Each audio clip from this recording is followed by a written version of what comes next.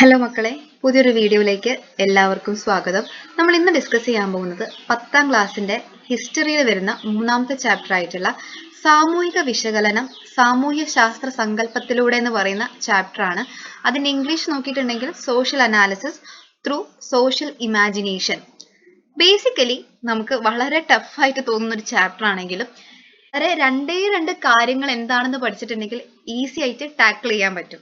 അതായത് ഈ ചാപ്റ്ററിൽ നമ്മൾ ആകെ പഠിക്കുന്നത് കോമൺ സെൻസ് എന്താണെന്നും അതേപോലെ സോഷ്യൽ ഇമാജിനേഷൻ എന്താണെന്നുമാണ് നോക്കുന്നത്. കോമൺ സെൻസും സോഷ്യൽ ഇമാജിനേഷനും. ഈ കോമൺ സെൻസും സോഷ്യൽ ഇമാജിനേഷനും തമ്മിലുള്ള ബന്ധം, അതേപോലെ ഇത് രണ്ടെണ്ണത്തിന്റെയും ഫീച്ചേഴ്സ് ഒക്കെയാണ് ബേസിക്കലി ഈ ചാപ്റ്ററിൽ പറയുന്നത്.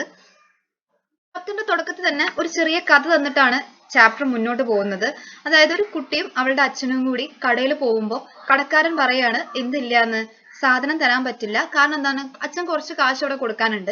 അപ്പൊ ഇവള് വീട്ടിലെത്തിയിട്ട് ഇവള് ചിന്തിക്കുകയാണ് എന്താണ് തന്റെ പ്രശ്നങ്ങൾക്കൊക്കെ കാരണം, പൈസ ഇല്ലാത്തതാണ് പ്രശ്നങ്ങൾക്ക് കാരണം എന്ന് അവൾ ചിന്തിച്ചുണ്ടാക്കിയതാണ് അവളുടെ ഒരു റീസൺ. അവളുടെ ജീവിതത്തിൽ ഉണ്ടാവുന്ന എല്ലാ പ്രശ്നങ്ങൾക്കും കാരണം പൈസ ഇല്ലാത്തതാണെന്ന്.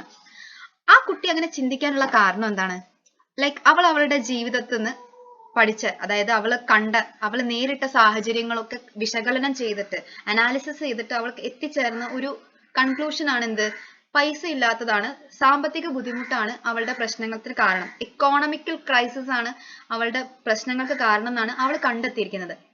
പക്ഷെ ആ കുട്ടി അത് കണ്ടെത്താനുള്ള കാരണം എന്താ, അവളുടെ കോമൺ സെൻസ് ഉപയോഗിച്ചിട്ടാണ് എന്ത് ചെയ്തെന്ന് കണ്ടെത്തിയിരിക്കുന്നത്. അപ്പൊ നമ്മൾ ഈ ചാപ്റ്ററിൽ ഫസ്റ്റത്തെ പഠിക്കുന്ന ഒരു ടേം ആണ് എന്ത്, common sense. Individual problems are generally analyzed using knowledges and practices acquired through the process of socialization by some people. ചില ആളുകൾ എന്ത് ചെയ്യും, അവരുടെ ജീവിതത്തിൽ നടക്കുന്ന പ്രശ്നങ്ങൾക്കുള്ള കാരണങ്ങൾ അനലൈസ് ചെയ്യും. എങ്ങനെയാണ് ഇവർക്ക് ഈ അനലൈസ് ചെയ്യാനുള്ള പവർ കിട്ടുന്നത്, സോഷ്യലൈസേഷൻ വഴിയാണല്ലേ. അതായത് ഇപ്പൊ ആ കുട്ടി സോഷ്യലൈസേഷൻ ചെയ്തു, അതായത് സോഷ്യലൈസേഷൻ എന്ന് പറഞ്ഞാൽ എന്താ, ആളുകളായിട്ട് ഇടപെടുക എന്ന് ബേസിക്കലി അതിന്റെ അർത്ഥം. ആ കുട്ടി കടയിൽ പോയപ്പോൾ ആ കുട്ടിക്ക് എക്സ്പീരിയൻസ് ചെയ്ത കാര്യങ്ങൾ വെച്ചിട്ടാണ് അവൾ എന്ത് ചെയ്തത്, അവളുടെ പ്രോബ്ലത്തിനുള്ള കാരണം ഇതാണെന്ന് കണ്ടുപിടിച്ചത് അല്ലേ.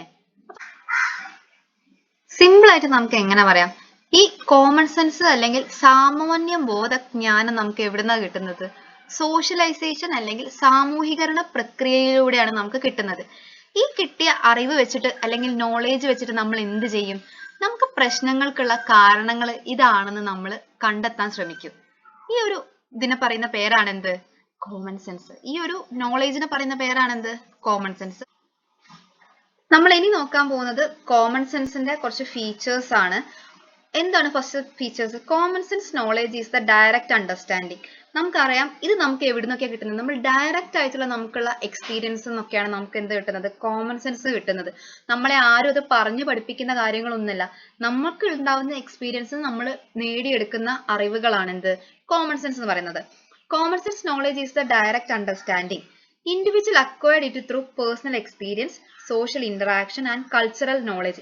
ആളുകൾക്ക് എവിടുന്നൊക്കെയാണ് ഈ ഒരു സാമാന്യ ബോധജ്ഞാനം എവിടുന്നൊക്കെയാണ് കിട്ടുക, വ്യക്തിപരമായ അനുഭവങ്ങളിൽ നിന്ന് കിട്ടും, സാമൂഹിക ഇടപെടലുകൾ, സാംസ്കാരിക അറിവുകളിൽ നിന്നൊക്കെ നമുക്ക് എന്ത് കിട്ടും, ഈ സാമാന്യ ബോധജ്ഞാനം അല്ലെങ്കിൽ കോമൺ സെൻസ് കിട്ടും. ഇതിന്റെ മൂന്നാമത്തെ പോയിന്റ് നോക്കൂ, നോട്ട് ഫോർമൽ നോളേജ്. ഫോർമൽ ആയിട്ട് കിട്ടുന്ന കാര്യങ്ങളൊന്നുമല്ല ഇത്, ഇൻഫോർമൽ ആണ്. ഇൻഫോർമൽ എന്ന് പറഞ്ഞാൽ എന്താ, നമ്മൾ ആരും പറഞ്ഞു പഠിപ്പിച്ചിരുന്ന കാര്യങ്ങളൊന്നുമല്ല എന്ത്, ഈ കോമൺ സെൻസ് എന്ന് പറയുന്നത്. They are assumptions or even everyday practical knowledge. ദിവസം നമുക്ക് ഉണ്ടാവുന്ന പ്രാക്ടിക്കൽ നോളേജ് എന്നാണ് നമുക്ക് എന്ത് കിട്ടുന്നത്, ഈ അറിവ് കിട്ടുന്നത്. It is formed based on the norms, practices, beliefs and personal experience. മുകളിൽ പറഞ്ഞ കാര്യങ്ങൾ തന്നെയാണ് പറയുന്നത്. We can't always rely on common sense knowledge for solving our problem. ഇത് കുറച്ച് ഇമ്പോർട്ടന്റ് ആണ്.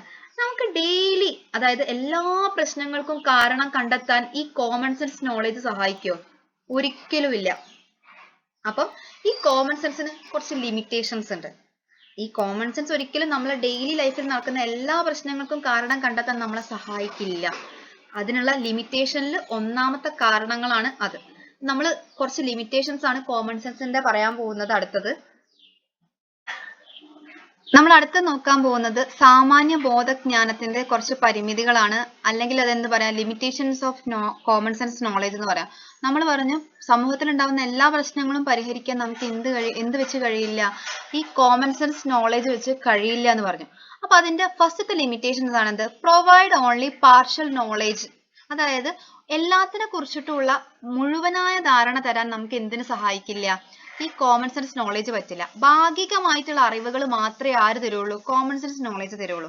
ഇതിന്റെ എക്സാമ്പിൾ ആയിട്ട് പറയുന്നത് എന്താണ്, അതായത് climatic change is natural, human actions have no role on it.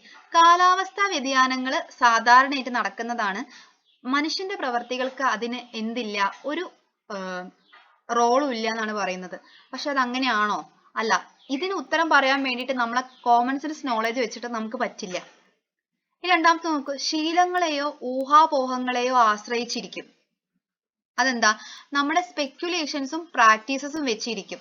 അതായത് ഒരു കുട്ടിക്ക് ഹൈ സ്കോർ കിട്ടണമെങ്കിൽ ഒരുപാട് നേരം ഇരുന്ന് പഠിക്കണം എന്നുള്ളതാണ് ടെക്സ്റ്റ് ബുക്കിൽ കൊടുത്തിട്ടുള്ള എക്സാമ്പിൾ. ശരിക്കും അത് അങ്ങനെയാണോ? ഒരിക്കലും അല്ല.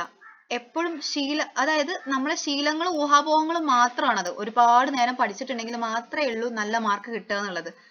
ഇനി ഓർക്കൂ, വാർപ്പ് മാതൃകകളെ ആശ്രയിച്ചിരിക്കും.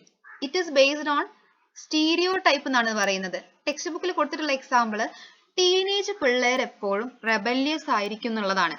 ടീനേജ് പിള്ളേര് എല്ലാവരും റെബല്യസും ഇറസ്പോൺസിബിളും ആയിരിക്കും? ഒരിക്കലും അല്ല. അത് ഓരോ ആളുകളെ വ്യക്തികളെ ഒക്കെ അനുസരിച്ച് എന്ത് ചെയ്യും, മാറിക്കൊണ്ടിരിക്കും. Teenagers are always rebellious and irresponsible എന്നാണ് ടെക്സ്റ്റ് ബുക്കിൽ കൊടുത്തിട്ടുള്ള എക്സാമ്പിൾ. പക്ഷെ അത് എന്തല്ല, അതൊരിക്കലും സ്റ്റീരിയോ ടൈപ്പ് വെച്ചിട്ട് നമ്മൾ പറഞ്ഞ ഒരു കാര്യമാണ്. ശാസ്ത്രീയമായ നിരീക്ഷണങ്ങളുടെയോ പഠനങ്ങളുടെയോ അടിസ്ഥാനത്തിലല്ല എന്ത്, ഈ കോമൺ സെൻസ് നോളേജ്. നമ്മൾ ഡെയിലി നമുക്ക് കിട്ടുന്ന നോളേജ് വെച്ച് നമ്മൾ ഉണ്ടാക്കുന്നതാണ് എന്ത്, കോമൺ സെൻസ് നോളേജ്. അതായത് ടെക്സ്റ്റ് ബുക്കിൽ കൊടുത്തിരിക്കുന്ന എക്സാമ്പിൾ എന്താണെന്ന് വെച്ചിട്ടുണ്ടെങ്കിൽ, വയറ് നിറച്ചിട്ട് ആഹാരം കഴിച്ചിട്ടുണ്ടെങ്കിൽ മാത്രമേ എന്തുള്ളൂ, നമുക്ക് നല്ല ആരോഗ്യം ഉണ്ടാവുന്നുള്ളൂ. അത് നമുക്ക് എന്ത് ശാസ്ത്രീയമായിട്ട് പ്രൂവ് ചെയ്യാൻ പറ്റുമോ? ഇല്ല.